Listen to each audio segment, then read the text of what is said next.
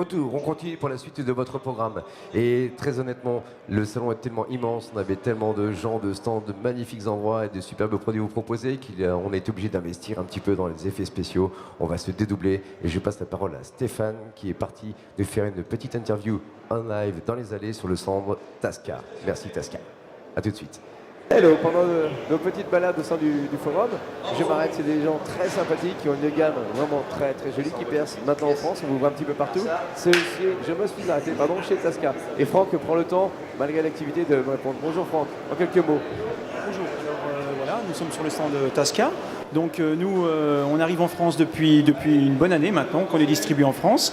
Donc nos produits phares seront quand même l'inox.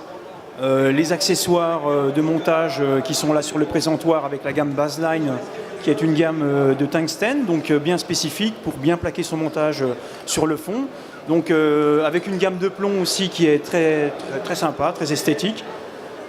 Voilà, quoi, pas mal de nouveautés. Une bagagerie aussi qui est arrivée dernièrement. Une bagagerie, voilà, quoi, grosso modo. C'est vrai que dans Tasca, on parle au public souvent, notamment sur les réseaux sociaux, de la qualité de l'usinage de l'inox. Et là, c'est vrai que c'est indiscutable. Mais également, les plombs, il y a une certaine qualité de fabrication. Notamment, je vois dans le fini, dans le rendu, on voit un côté craqué, un petit peu, comme on dit, peinture martelée, ou on ne sait pas trop comment c'est. Ça, c'est typiquement l'English Touch. Voilà.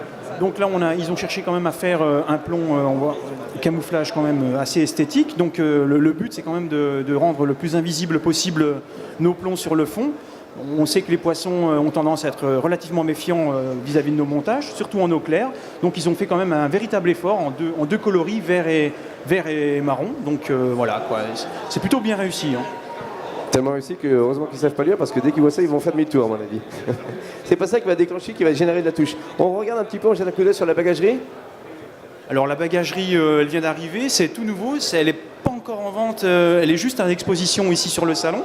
Donc ils ont cherché à faire une bagagerie quand même relativement qualitative. Hein. Donc on a des fermetures éclairs, un tissu déperlant. Voilà, il y a eu pas mal d'efforts de fait sur la fiabilité du produit. Donc voilà. Les petits robots qui apportent une certaine étanchéité aux projections d'eau, pluie et autres. Ouais. Et une certaine qualité de fabrication, du volume.